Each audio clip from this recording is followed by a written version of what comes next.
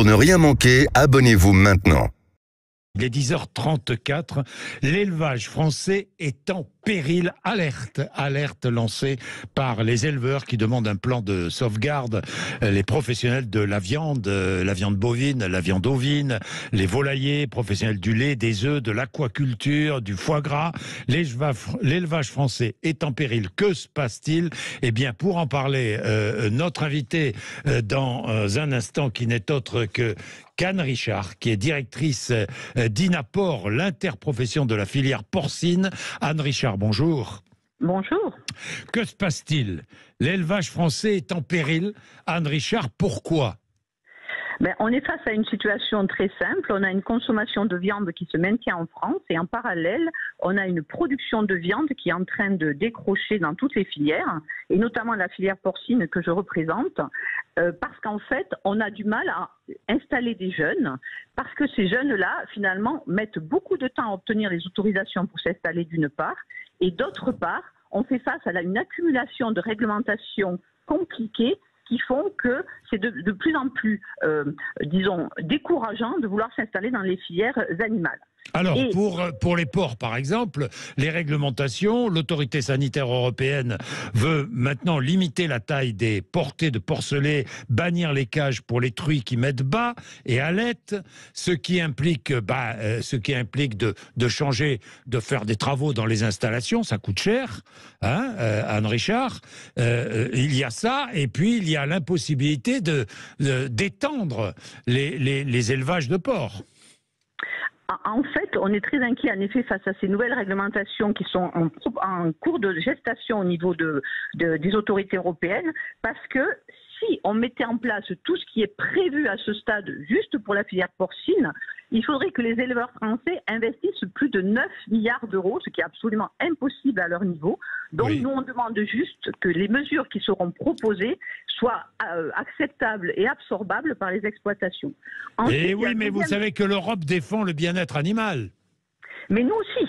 Nous, on défend très fort le bien-être animal, mais il y a façon et façon de faire du bien-être animal, et du coup, il faut écouter les éleveurs. Ils sont prêts à évoluer sur un certain nombre d'éléments, et même des éléments fondamentaux, mais il faut prendre les décisions en discutant avec eux sur ce qu'il est possible de faire. Le bien-être animal, c'est le quotidien d'un éleveur. Tous les jours, quand il rentre dans sa porcherie, son souci, c'est que ses animaux se portent bien et qu'ils soient dans de bonnes conditions. Où en est la production de porc en France ? Alors, on est sur une production qui décroche légèrement cette année, puisqu'on est sur une production qui est en baisse de 5%.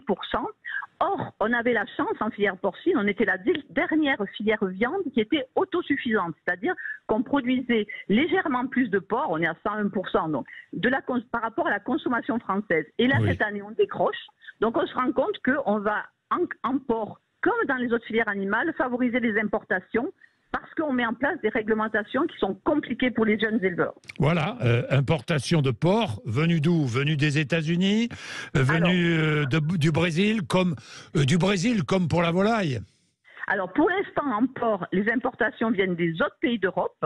Oui. Et comme les autres pays d'Europe sont aussi en train de baisser leur production parce qu'ils subissent potentiellement les mêmes réglementations que nous, on a le risque d'aller vers le même phénomène que la filière volaille et de se retrouver à moyen terme avec des importations des autres pays du monde.